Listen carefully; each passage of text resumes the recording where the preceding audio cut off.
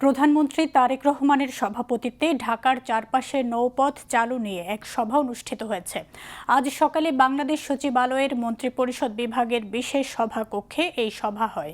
সভায় রাজধানী ঢাকার চারপাশের নৌপথগুলো সচল করার সিদ্ধান্ত নেওয়া হয়েছে।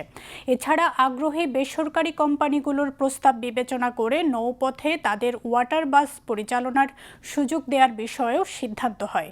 নৌপথ সচল করার পাশাপাশি কিভাবে ঢাকার নদীগুলোর দূষণ প্রতিরোধ করা যায়, ড্রেনেজ ব্যবস্থার উন্নয়ন করা যায় এবং নদীর নাব্যতা ও পানি প্রবাহ স্বাভাবিক রাখা যায় সে বিষয়ে সংশ্লিষ্ট কর্তৃপক্ষকে নির্দেশনা দেন প্রধানমন্ত্রী। এছাড়া প্রধানমন্ত্রী নদীর চারপাশে নির্মিত ওয়াকওয়ের পাশে বিভিন্ন প্রজাতির গাছ লাগানোর নির্দেশনা দেন, যাতে পরিবেশ সুরক্ষা নিশ্চিত হয় এবং নদী তীরের সৌন্দর্য বৃদ্ধি পায়। সভায় সড়ক পরিবহন ও সেতু, রেলপথ এবং নৌ পরিবহন মন্ত্রী শেখ রবিউল আলম, পরিবেশ, বন ও জলবায়ু পরিবর্তন প্রতিমন্ত্রী শেখ ফরিদুল ইসলাম, ঢাকা উত্তর সিটি কর্পোরেশনের প্রশাসক মোহাম্মদ শফিকুল ইসলাম খান, ঢাকা দক্ষিণ সিটি কর্পোরেশনের প্রশাসক মোহাম্মদ আব্দুস সালাম, প্রধানমন্ত্রীর অতিরিক্ত প্রেস সচিব আতিকুর রহমান রুবন সহ সংশ্লিষ্ট মন্ত্রণালয় ও সংস্থার ঊর্ধ্বতন কর্মকর্তারা উপস্থিত ছিলেন।